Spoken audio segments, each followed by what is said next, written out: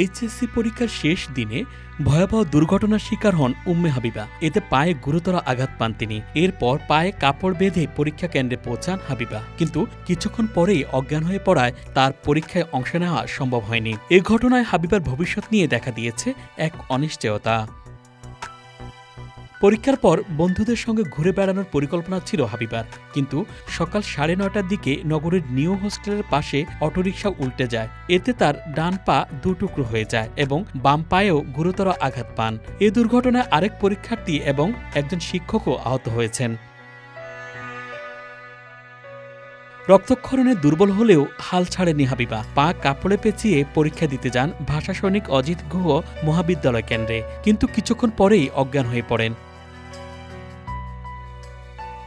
অটোরিকশার নিয়ন্ত্রণে না থাকায় বারবার এমন দুর্ঘটনা ঘটছে অভিযোগ করে সিটি কর্পোরেশনকে বিষয়টি গুরুত্ব দেওয়ার দাবি ভাষা সৈনিক অজিত গুহ মহাবিদ্যালয়ের এই শিক্ষকের। 10টা বাজছে, তখন মেয়েটা হঠাৎ করে আস্তে আস্তে সেন্সলেস দিকে চলে যাচ্ছে। আমরা তাকে মেডিকেল কলেজে শিফট করি এবং সেখান থেকে তার অভিভাবক যোগাযোগ করে এবং সর্বশেষ মেয়েটা আর পরীক্ষায় ফেরত আসতে পারেনি।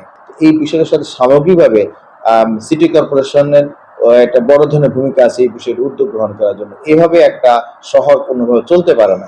উম্মে হাবিবার বাড়ি কুমিল্লার সদর দক্ষিণ উপজেলার লক্ষ্মীপুর গ্রামে। কুমিল্লা কালেক্টরাল স্কুল অ্যান্ড কলেজ থেকে এবার এইচএসসি পরীক্ষায় অংশ নিয়েছেন তিনি। পা ভাঙার চেয়ে পরীক্ষা না দেওয়ার কষ্টটাই এখন বেশি হচ্ছে বলে জানান উম্মে হাবিবা। বোর্ড সহ সংশ্লিষ্টদের প্রতি তার একটাই চাওয়া, বিশেষ ব্যবস্থা হলেও যেন তাকে পরীক্ষার সুযোগ দেওয়া হয়। সামনে দিয়ে একটা মোটরসাইকেল আসলো, অটো স্পিডে যাইতেছে। যাওয়ার সময় অটোটা সাইড দেওয়ার সময় হুট করে উল্টে পড়ে আমার উপরে অটোটা পড়ে গেল।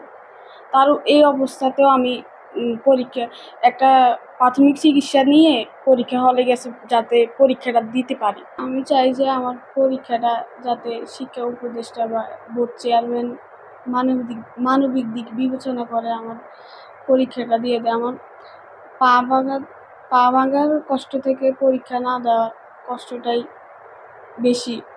যদি আমি দিতে পারি আমার কষ্টটা কমে যাবে।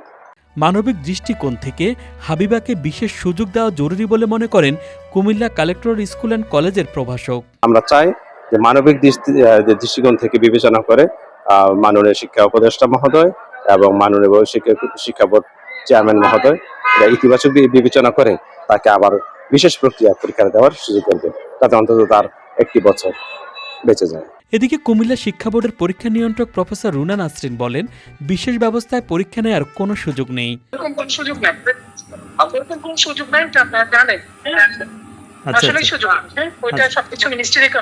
দুর্ঘটনার পর নিয়মিত চিকিৎসা চলছে এইচএসসি পরীক্ষার্থী উম্মে হাবিবার। তবে চোখে এখনো স্বপ্ন পরীক্ষা দেয়ার।